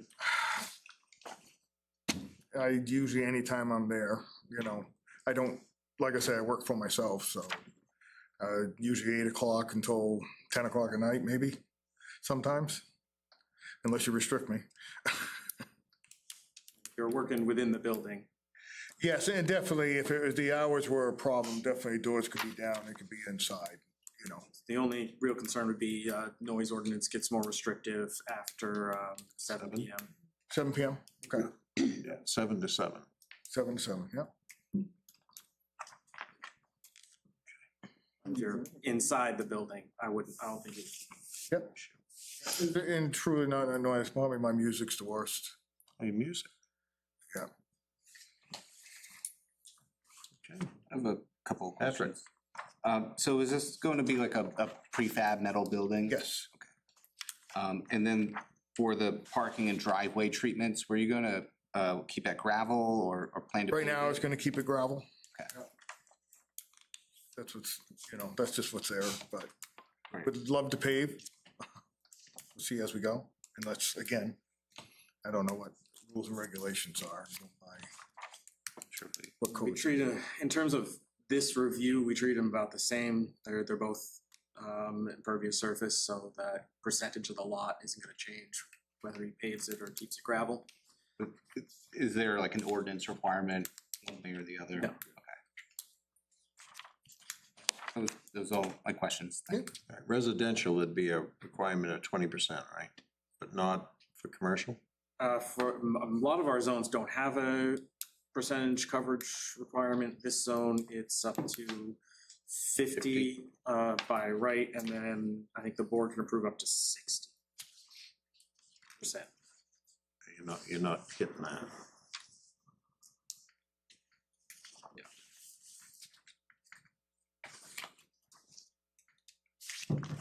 With the large buffers that are required, that 50 feet along two sides on a lot this size, I mean, you're gonna get most of your 50% right there, but. All right, is there a motion to open this up to, well, any further discussion by the board? If not, is there a motion to open it up to the public? I'll second it. Second to open it up to the public. Anyone from the public like to speak on this? We're all in favor. Trustee Todd. Thank you. Yeah. Okay. Well, no sense speaking to you guys.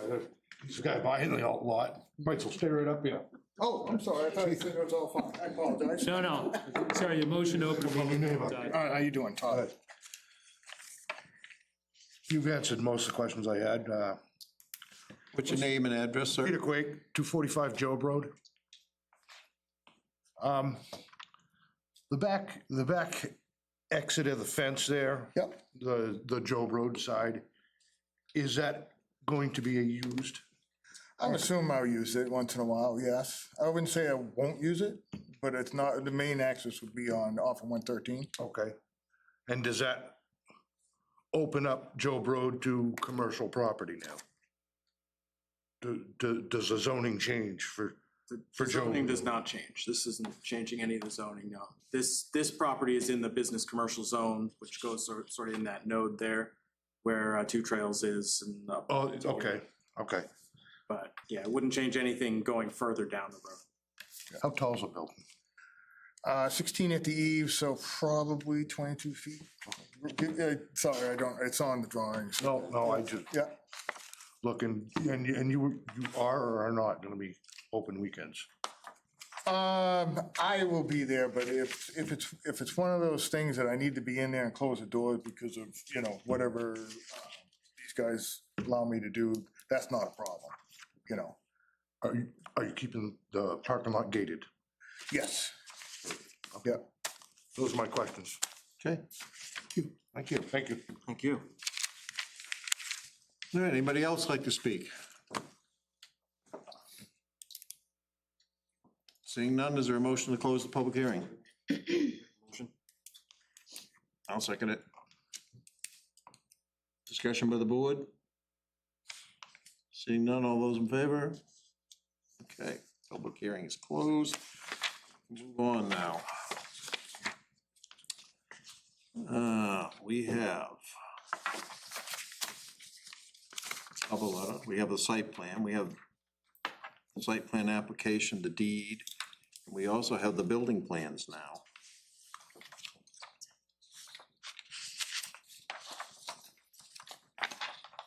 We don't have a soil test, but that could be a condition of approval, subject to the plumbing inspector, code enforcement officer Yeah, I mean, review. they'd need one as part of the septic design, so Okay. definitely need a condition about septic design gets approved before it starts being built.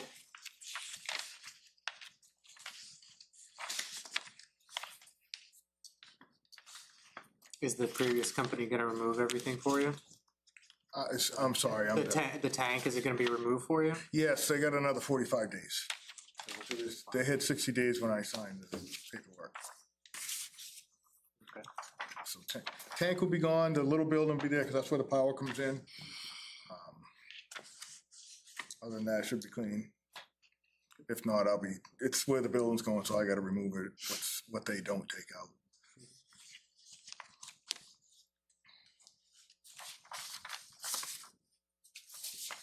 Kind of exciting. I'm sorry. So it's kind of exciting. Yeah, Yeah. Yeah, good. Okay. I'm not gonna miss the storage tank. I'm not gonna miss the storage tank, Mr. Foss, trust me. As I drive by it, like Andrew. I'm not gonna miss the truck holding up traffic, backing up. I was wondering how you did that. I backs in really slowly because it's pretty tight. Yeah. All right.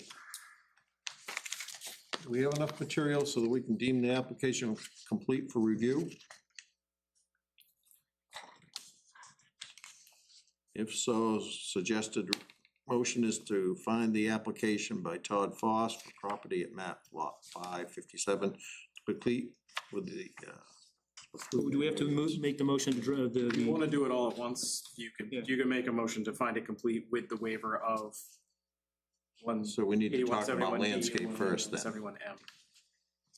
I think you can have a high level, does anyone feel they need a full plan? And then get to details after the motion if you want, depends on what the board's appetites are. So we have waivers for, A landscaping plan and the 2-foot contours. The waivers. okay. What's the board's feeling on this? Do we need 2-foot topo to approve this site plan? Code enforcement officers okay with reviewing it from that aspect for grade and stuff? Yeah, in terms Make of- sure that the they're not water's not looking running to in the building and all that change good the stuff? grade at all. It's a pretty flat site, just, you can tell, even just driving by, but the fact that the big trucks drive around it, there's not a lot of variation. No, They we went clearly one leveled contour when through they the whole put that thing. tank in. Yeah.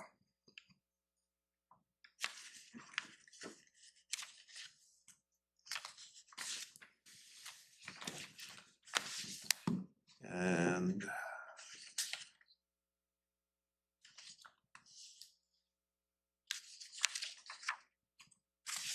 yeah, 50% coverage.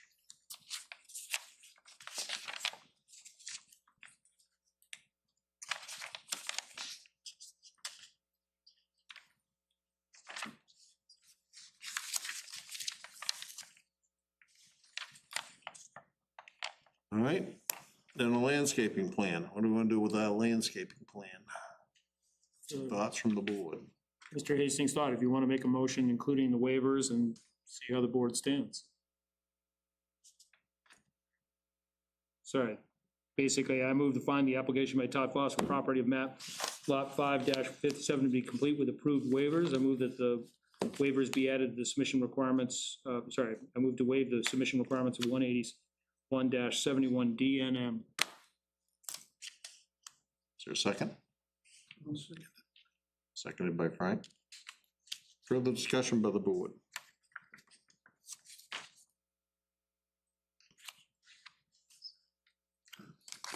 I think that the existing trees look pretty mature and provide decent buffering, so I feel in favor of just utilizing what's there currently. I would agree. CMP on Joe Road, Mr. Foss is not gonna let you put too many big things in their way. Yeah. As it's been stated there. Set a few feet back. Yeah, in they- that buffer. Yeah,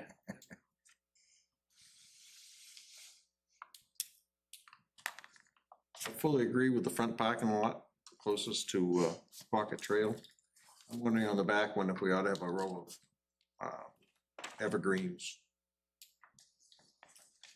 beyond the parking lot, between the parking lot and Job Road, maybe one per That middle car lot, section. so 4 trees. They could be pine, there's a whole bunch of pine trees out in the road, maybe the town will let you move them.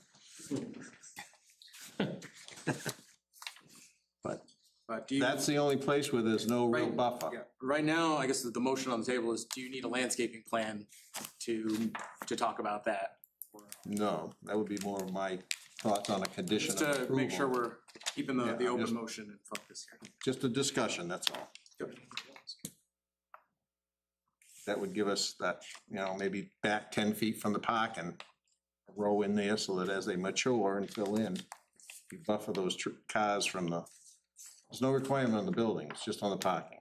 Right. But the front corner seems to be very mature.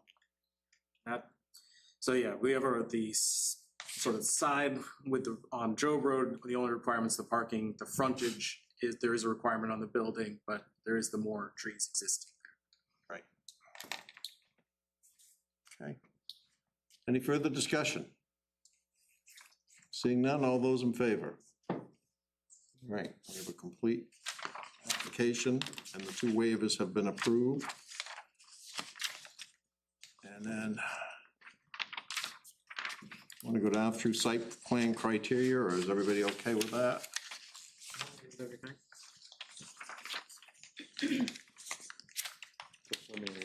You have an existing well on site, Do not, so you'll be doing not, yeah, well and septic. septic, yes.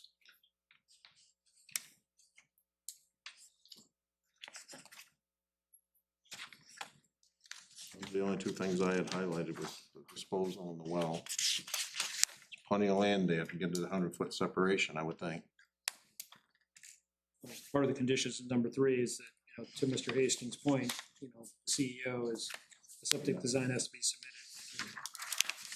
I understand the well part. If this was a more tight lot, I think there'd be more to worry about there, but like you said, there's plenty of room for 100 feet separation anywhere along that, probably along that long side along Joe Road. There's plenty of space to put a well in one end and a septic on the other, wherever they fit best. And then they'll let it go to grass. Now you don't have to worry about pipes freezing or anything like that. It's all under the snow in the wintertime. I guess if with the, if we're looking for a couple trees down near the parking, then the septic's probably gonna go down the other end, but Makes sense to me. I mean, that was just, what's your thoughts on a couple of evergreens, maybe That's fine. 1 per parking spot? If it makes a deal, absolutely. Board members, as a Yeah, condition of alright. approval? That's good. I'm okay with that. Reasonable. Charlie? you want 3, 4, Charlie?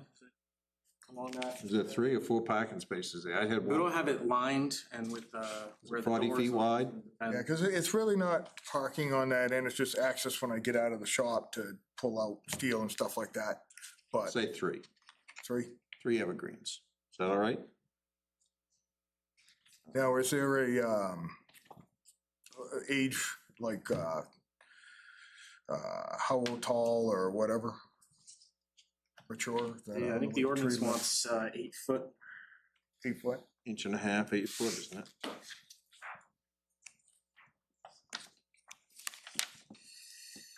And I assume can be done at the end of the project when, so we don't wipe them out. Trees shall be at least 8 feet tall. When you plant the grass. Yeah, You want them hope it back takes- far enough so when you plow, you're not wiping them out.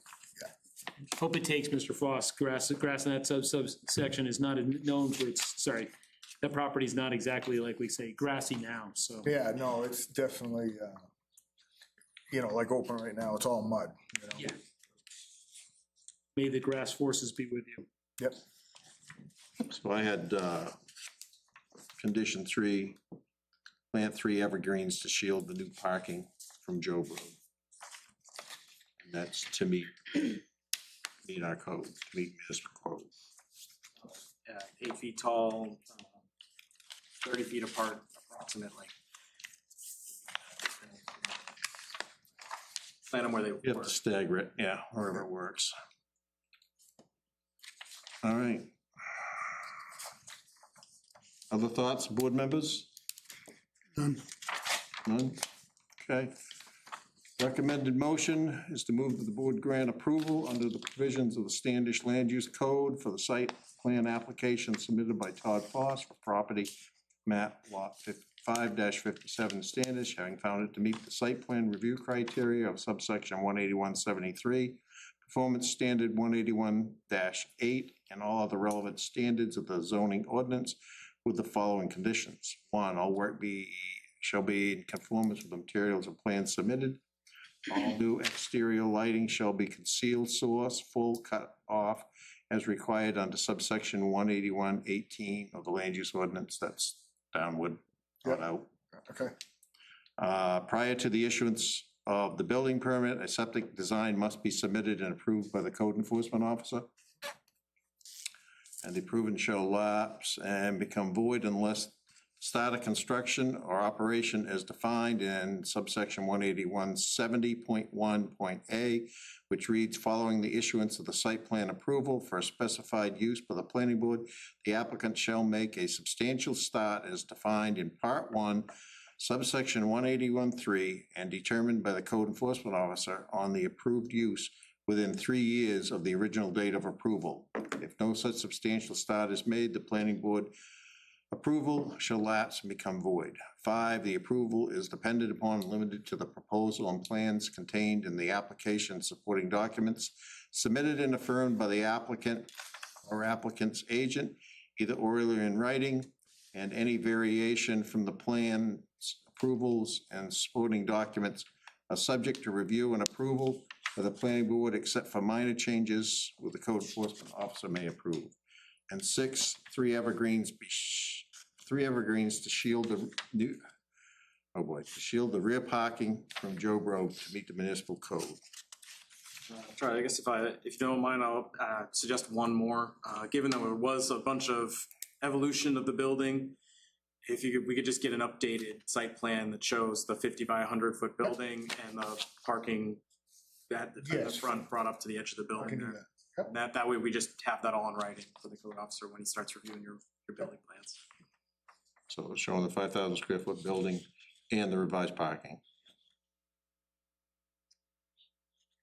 Mr. Chair, I make the motion as well as the conditions up until 7.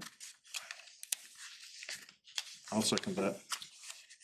Further discussion by the board? Seeing none, all those in favor? Unanimous. Now, Mr. Fox, you're done. Thank you. And your parents had good taste in names.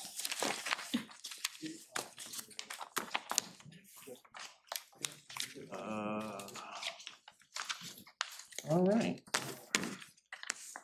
Moving along. Number 4.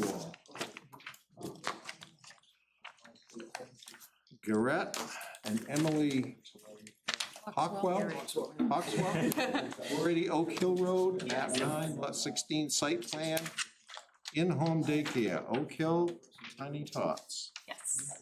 Very good. Just through what you want to do out there. I'm Emily, and I would like to open the in-home daycare.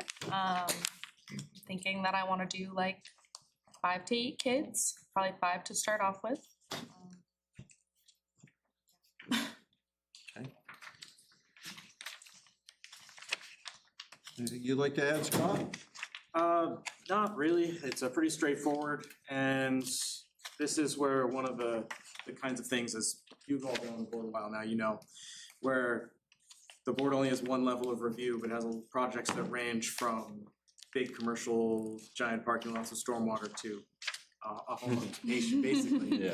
So I think a lot of the review criteria are a little overboard for this, but we'll walk down through it. Usually when we've done home daycares, the big thing we look at is parking and access, because it's going to be people coming in and out. We made sure you got a copy of the aerial so you can see the full access. I think I talked to the applicant, they said they're primarily going to use this bottom access off of Middle Road for the daycare. Correct. Yep. That means they're not going to have their personal vehicles in that area, so we know all that parking's good for. And there's plenty of room to expand parking, which it's a pretty good size parking area anyways, but if it were an issue, there's plenty of room to expand it. And then we've got, because it's not going on to the main road, it's going on the Middle Road, there's not gonna be a lot of like people backing up or anything into traffic. So I think that access is pretty good here, we don't have nothing to worry about. We've got septic design submitted, so we know it can support a few kids being there. And yeah, I don't see any issues. JP's looked at that permit, because that was for a 3-bedroom home. That's not gonna change any. It's a 2-bedroom with an ADU in the basement, which JP Bedrooms total. approved, so. But that's, I mean, the ADU's becoming. It's becoming the daycare, Yeah. correct. So that third bedroom basically is the daycare. It's got a full kitchen, a full bath.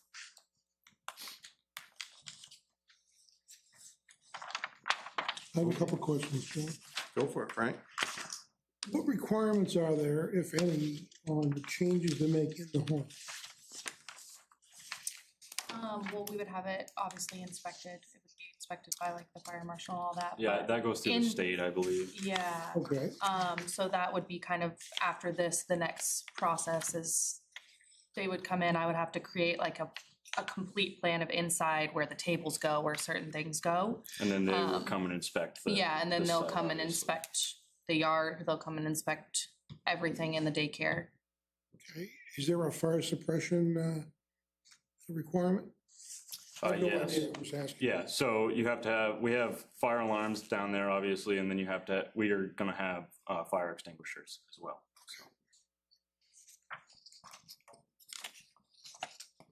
That's all I had.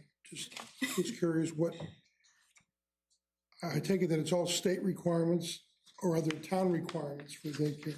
No, for all the fire code and stuff, that's all state. That's all state. I mean, the CEO will have to inspect it, but so will the fire marshal. And I see you building a play area. Is outside, Yes. Yes, a fenced-in play area, yeah. obviously. Yep. Yeah, for sure. Okay, that's all I had. That gets inspected as well. right? Yeah, yeah, that would all have to be done before.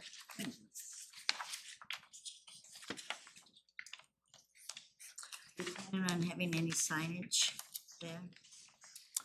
I mean, if I were to have any signage, it would be like on the door kind Yeah, of thing, like a nothing- little, nothing out not front. like a, yeah, no. Not like a big sign. And also the HHE plumbing permit says 19 acres, but the 6 acres, it's piece cut off from a bigger piece. It's 6 acres, it was split off of 23 acres. Very good. So I figured, just get clarity on it. Yep.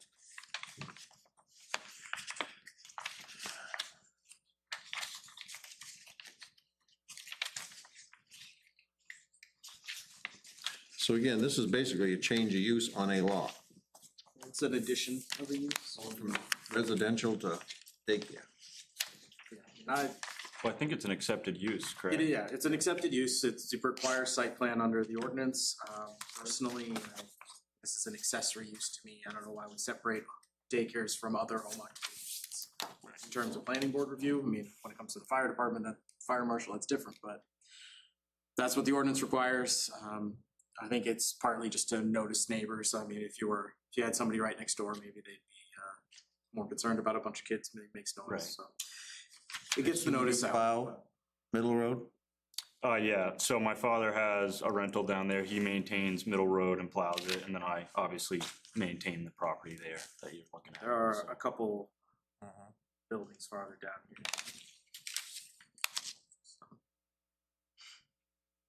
Is that still a discontinued section? Town maintains a public Private easement, easement, but okay. we do not have any obligation to maintain.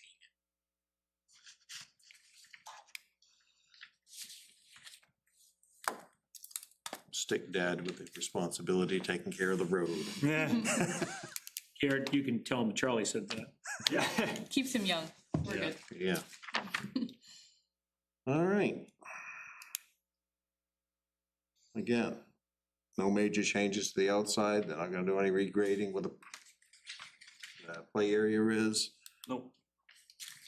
So we have 2 waivers to consider here for a site plan drawn to scale and contour intervals. They provided the site plan.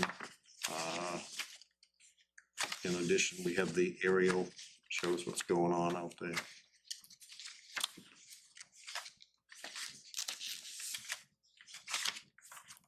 I don't have anything else on that. It's all daycare, no residential at all?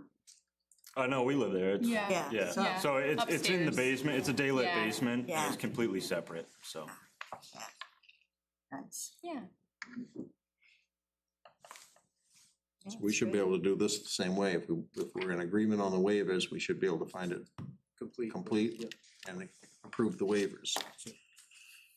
So the motion would be to find the application at 480 Oak Hill Road, map lot 9. Wait a minute, I gotta back up. Excuse me. Is there a motion to open this to the public, or I go making motions? Make a motion to open for public comment. And I'll second. Been moved and seconded, open up public hearing to the public. All in favor? Sorry, Garrett. Okay. Anthony Folsom, I'm a resident in the neighborhood of him, and I hope you guys approve this tonight. I think it'd be good for them in the neighborhood. It's a good area, so thanks. Making a note, Anthony's in agreement on it. Anyone else like to speak? Seeing none, the motion to close the public hearing? Motion. Sean, I'll second it. Further discussion? Seeing none, all those in favor? Very good. Now we can move ahead. Where I was. Motion would be to move to find the application for 480 Oak Hill Road, map lot 916 to be complete as presented, and to grant the waivers in subsection 18171 submission requirements relative to a scaled site plan and contour intervals of 2 feet. Good by me. I'll make the motion. Is there a second? I'll second it. Seconded. Further discussion by board members? It's a good project. Seeing none, all those in favor? Unanimous. Sorry, Tony's for it, so like, you know. All right, now we gotta move forward to the actual motion to approve the whole project. And staff recommendation is move the board grant approval under the provisions of the Standish Land Use Code for the site plan application submitted by Emily Oxwell. Did I get that right?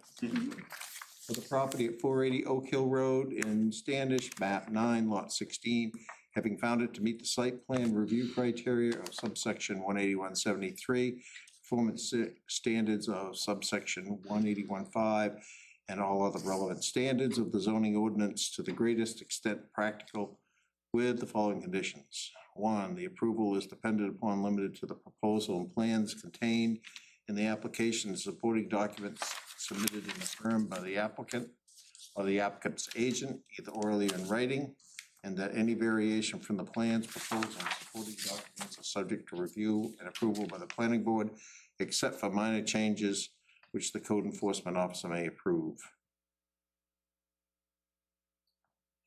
I make such a motion, Mr. Chair. Is there a second? Second. Sean seconded that. Further discussion by the board? Seeing none, all those in favor? Unanimous. Congratulations. Congratulations. All right, our last item on the agenda this evening is a public hearing. yes. And the public hearing is relative to the zone change. This is the town-owned property at the corner of Moody Road and 35? Yeah. And this is for some type of a use on that lot, I assume? We're not just randomly doing it? The order this is just to change the property from its current Sebago Lake Village zoning to the adjacent industrial zone. And this is not isolated because it's industrial across the street. There is, yeah, so across Moody Road is currently industrial. That's the change. The conversation around this is in the consideration that the town has been making about potentially using this for a public works garage. That project, like an actual project, is entirely separate and has nothing to do with changing the zoning of this parcel. Because they wouldn't need it specific for that. But this is, changing this zone would not move that project forward. That's entirely in the hands of the budget and the council. To be honest, I'm not entirely sure where that stands. It doesn't seem like it's moving forward in the short term. We've had that piece for a while now. Yeah, I couldn't tell you exactly when, but it's been a long time. Because I believe Mr. Benson was here when we purchased that. Yeah, Larry Simpson is the one that. All right. So, Mr. Chair, I make a motion to open for public hearing on the amendment to Town Charter, Chapter 181, Land Use regarding the official zoning map and assessor's tax map, open to the public. Seconded. Further discussion by the board?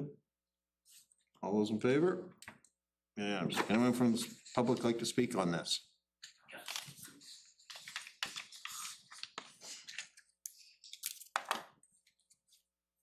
Paul Tebow, 265 Harvard Beach Road, Standish.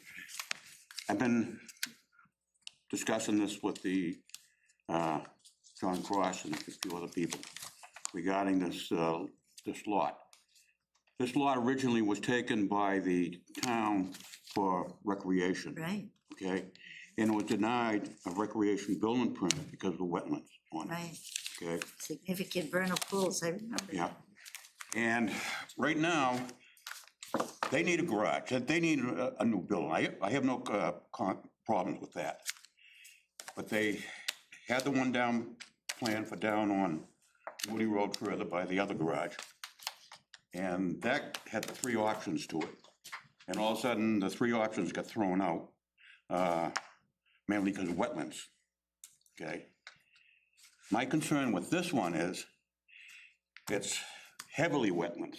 There's a lot of wetlands in there. And if you go down there, there's water everywhere in there. They are gonna, 3 acres of impervious surface going in. They are gonna pave over almost an acre of wetlands in there, which I have a concern with. We couldn't do this for recreation and put fields in there, but we can turn around and pave over this. I think the planning board needs to take a close look at this to see how much wetlands they're really going. You go down there today, you go by it, there's water all along 35 there. And if you go up the Moody Road, if you go up, there's water there. The first house that's up there, there's a pond behind it that drains right into that, right there. So there is major concern, and I just wanted to make it known. Thank you. Thank you. If the town went forward with the project, would it even come to the planning board or just engineering? No, it's under the plan. So, yeah, So again, that- we have not about the project. Understood what his concerns are, but for this hearing, it doesn't seem For absolute specifically. concerns, the town would have to get this engineered and would have to get DEP permits. Sorry, Andrew, we have to do all follow the same rules of public hearings. as Anybody else? Right. Anyone else like to speak? Okay. Motion to close the public hearing? Motion? Second. Moving second, close the public hearing. All those in favor? Board have any concerns you want to talk about? Recommendations to the council? Yeah, All of the concerns that were just stated.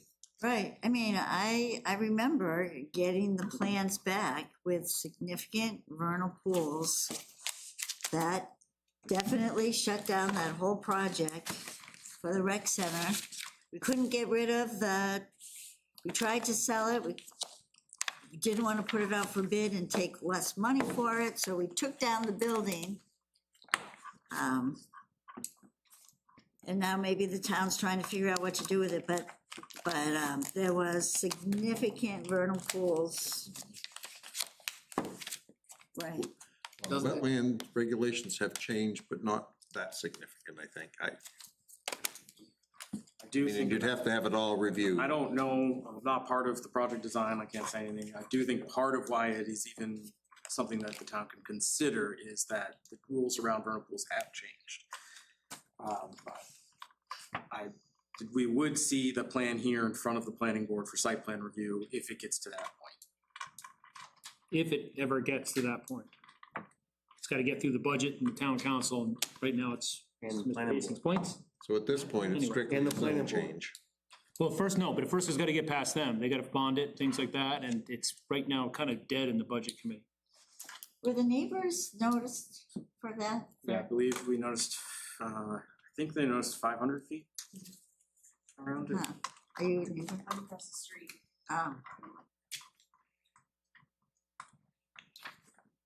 No comment? This is all new to me, but for me, it's like, I feel like that water's gonna get pushed Did you onto just my- go to the podium? Sorry. The microphones are in the ceiling, so that's how we sorry. Even if you guys whisper in the back, we hear you, but the point is that it's better if you speak there. So Michelle Neese, I'm at 249 Northeast Road. So again, my concern is, I see all that high water across the road for me, and if they're putting stuff into that, is that gonna push it across to my yard, my neighbor's yard behind me? Because that water's gotta move through that whole groundwork area, so, and that, I already get high water from clay in the soil, and stuff that just kind of sits in my front yard. So I don't need to walk out to a swamp myself, even though and I think that's important environmental, just to have that. There's peepers and all kinds of stuff. I'm sure they've done an environmental assessment, but it's still, what other amphibians and things are they affecting if they get in there and do that? And what if there's flooding in there and they've got, there's salt. We all know the brines and stuff are harsh on our roads, they're harsh on our vehicles. What's that do to the environment? Again, if they're paving over it, where that water's gonna have to go somewhere. And if it gets into their area, how do they keep their tanks from leaking? Because if they're gonna put a tank in there to keep it, and I know these aren't questions necessarily for you to, answer, but yeah, I have grave concerns about changing something like that. Right now, the water goes under Moody Road and then across Sebago Road or whatever it is. Yeah, I don't know in detail off the top of my head where. There's two culverts down there, and I remember going down there with Roger, and I think all that land drains to the corner of Moody and 35, and then there's a culvert that takes it over in front of the old Sylvania plant, and then there's a pipe that runs under the 35 to the other side. Yeah. It's gonna be very close to where that old historical gunpowder monument is. Right? Mm. Okay. You're allowed to Thank give you the very chair, Jackie, if you feel like it. Anyone else? All right. I don't think we have to vote on this, right? No, it's a public This hearing. goes to the. Yeah, we just have to. Results go to the council. Yeah, I believe the council meeting this is on the council meeting's agenda tomorrow night as well, so that's. That's where you need to rubber's show gonna up meet the and road. talk to them. Okay, very good. Thank you, everybody. Motion to Is there a adjourn? Motion to adjourn. Second to adjourn. I assume the discussion, so all those in favor? Aye, Captain. Thank you all very much. We did.